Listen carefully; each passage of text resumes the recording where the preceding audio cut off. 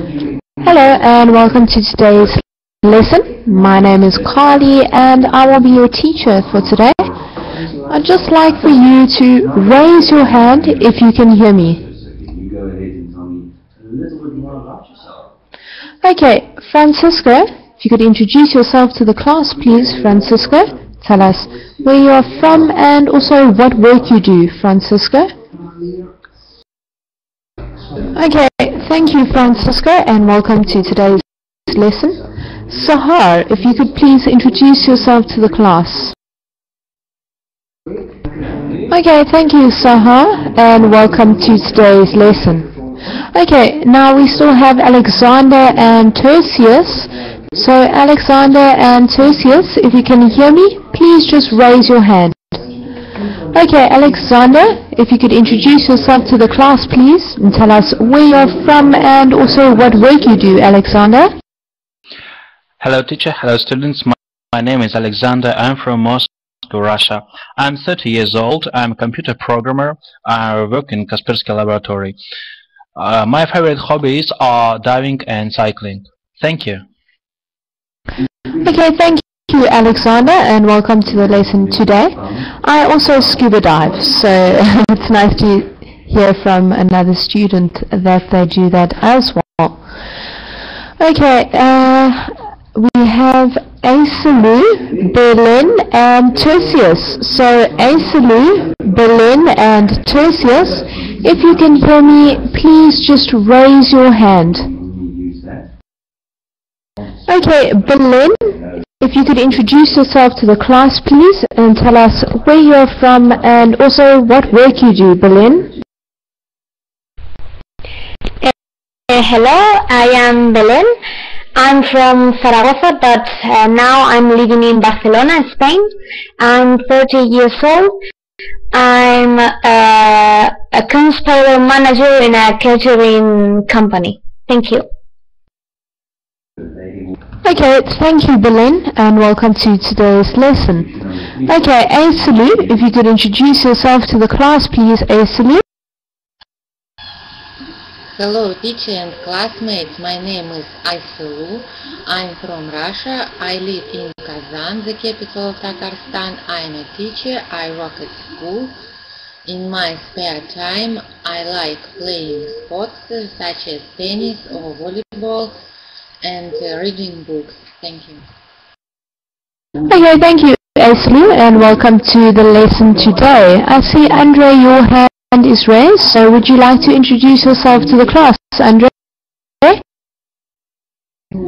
Okay, thank you, Andre, and welcome to today's lesson. Okay, guys, we do have a rather large class today, so I want you to all just be patient and cooperative.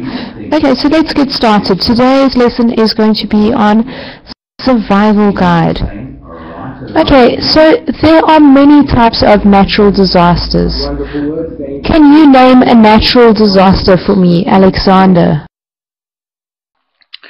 On the pictures, I can see deserts, strong typhoon, and floods.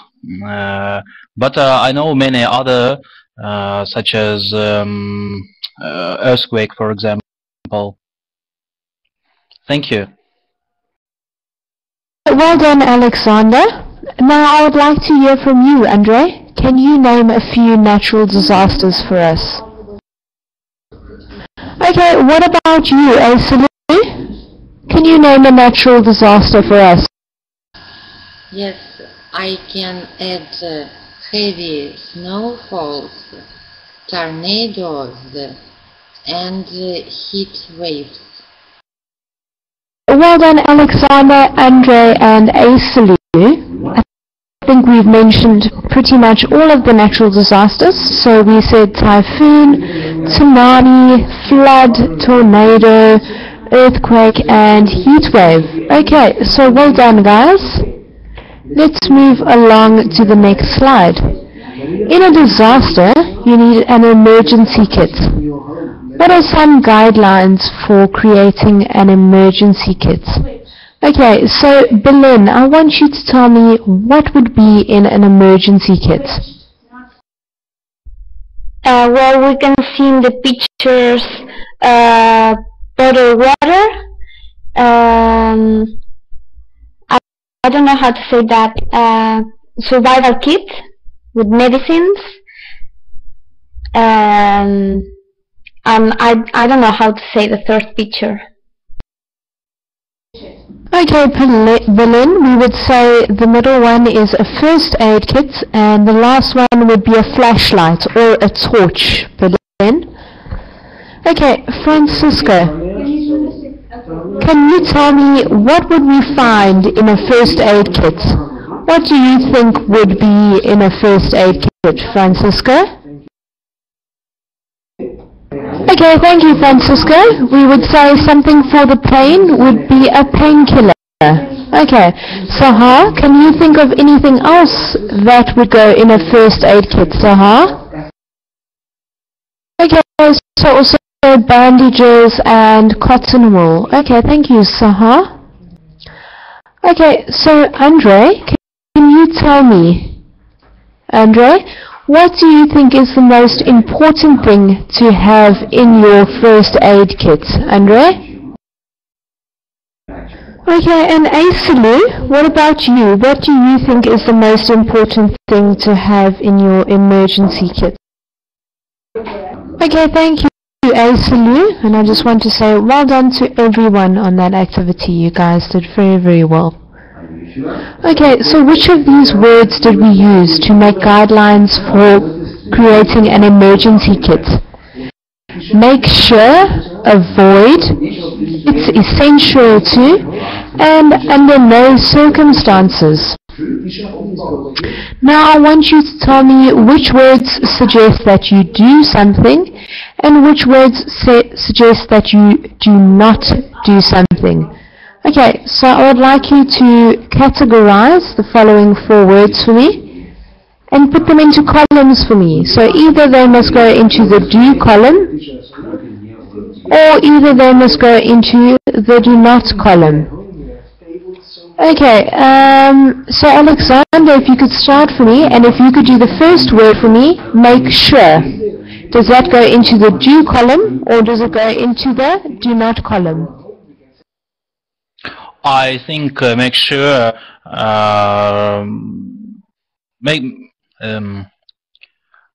we must put make sure into first column do. Thank you. Okay, well done, Alexander. Now, Andre, I would like you to do the second one for me, avoid. Will that go into the do or the do not column, Andre? Okay, well done, Andre. It would go into the do not column because avoid means if you're avoiding something, it means you're staying away from something. You don't want to do it, so you're avoiding it. Okay, so it would go into the do not column. Okay, Aisalu, could you do it's essential to for me, Aisalu? I think that it's essential to goes to the first column, do. Well done, Aisalu. And then if Berlin, if you could end off for us and do under no circumstances. I think that under no circumstances is in the second column. Don't. Okay, well done, Berlin. Francisco, can you think of any more words that we can add to the list? Okay, and Sahar, can you think of any more words we can add to the list? Alexander, do you have a question for me? No, I haven't question. I have another choice. For example, don't forget. And thank you. Okay, how about you, Aisalu? I want to add don't panic into the second column and stay calm into the first column. Okay, well done, students. I think we've covered a few more words that we added to the list. So I think you guys all understand that very well. So well done, guys. Okay, now I want you to look at the list of actions below. Okay, so let's look at them. Drop to the floor, remain calm, move large pieces of debris, and take cover, rest often, and run as fast as you can. Okay, so what I'd like you to do now is to tell me whether these actions indicate things that you should do in a disaster or things that you should not do in a disaster. Okay, so Asalu, if you could start for us and tell us, dropping to the floor, should we do that or shouldn't we do that in a disaster? Asalu? I think that we should do it during the fire. We must lie on the ground because if we stand, it would be hard to breathe for us because of the smoke. Okay, thank you, Asalu. Alexander, what do you think about remaining calm? Should we do that or shouldn't we do that in a disaster? Of course, we do this. The first of cues must be remain calm. Andre, what about moving large pieces of debris? Okay, remaining calm would be the opposite of panicking.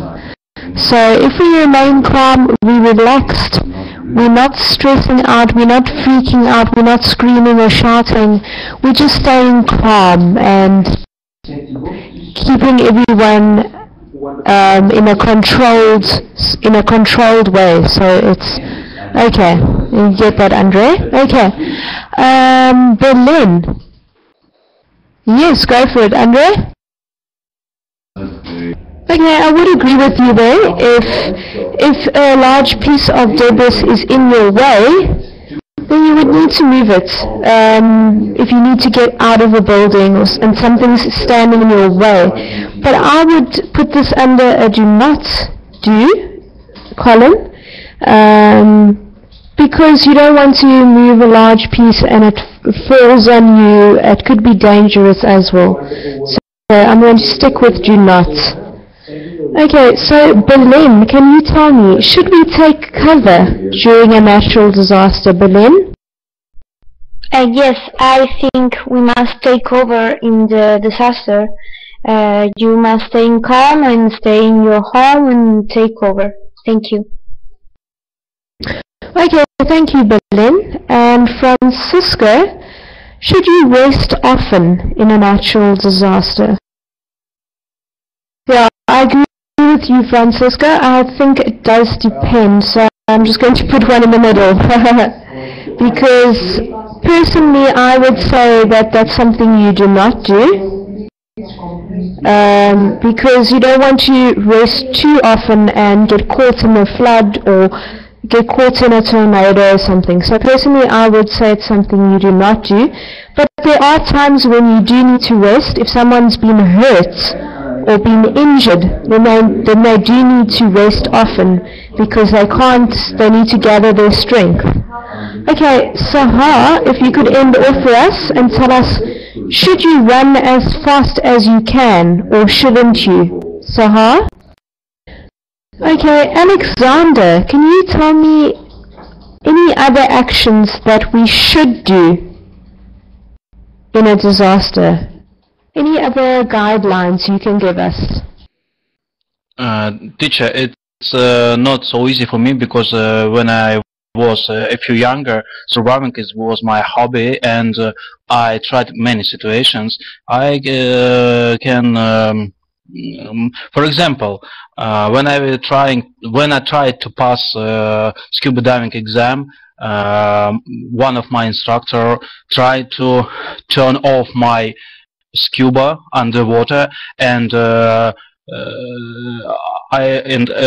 only things that I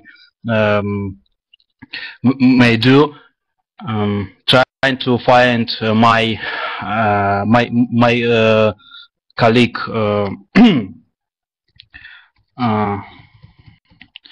my partner, and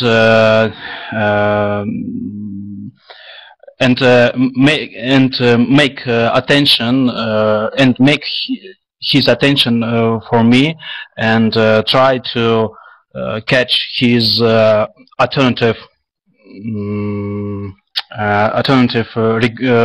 air regulator, and perform emergency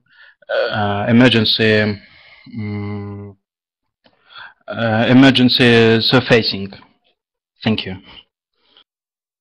Okay, thank you, Alexander. That sounds like quite a scary experience. I know that there is a name for that. I'm trying to think now, because I know I do scuba diving as well, Alexander. I can't think of the name now, though.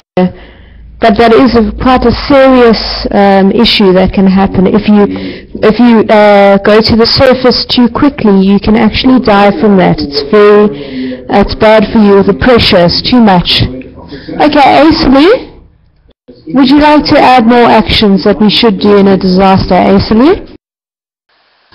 Yes, at first be careful, and then do all your best to help other people, and stay together with your family or with your friends, because you can help them and they can help you.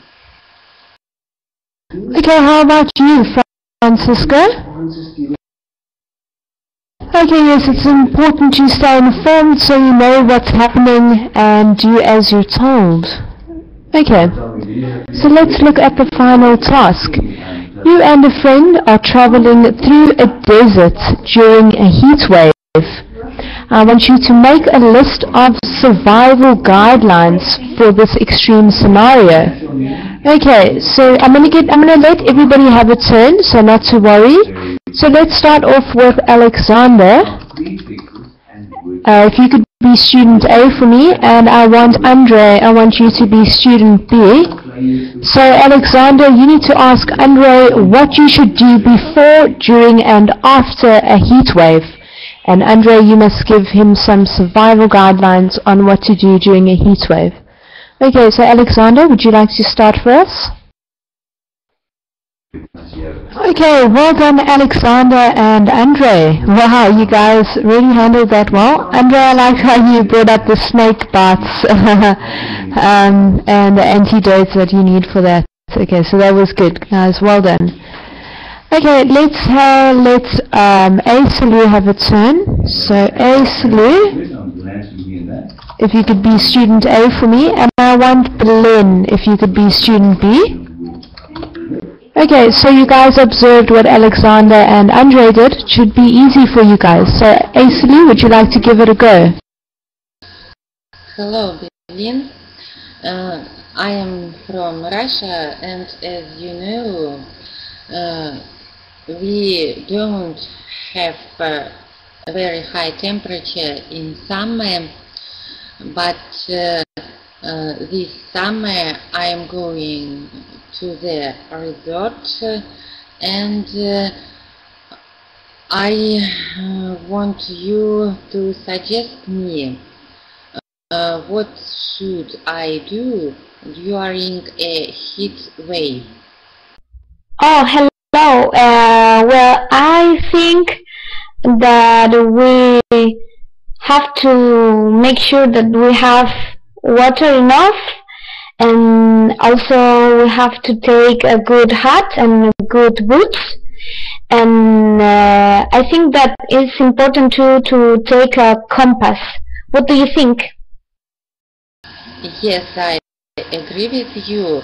And I can add that we should take sunglasses, and they can be very fashionable. And also we should protect our skin from the sunburn, and we should use a sun cream. And do you agree with me? Yes, of course, and I think that we must avoid to take black clothes. black t-shirt. Are you agree?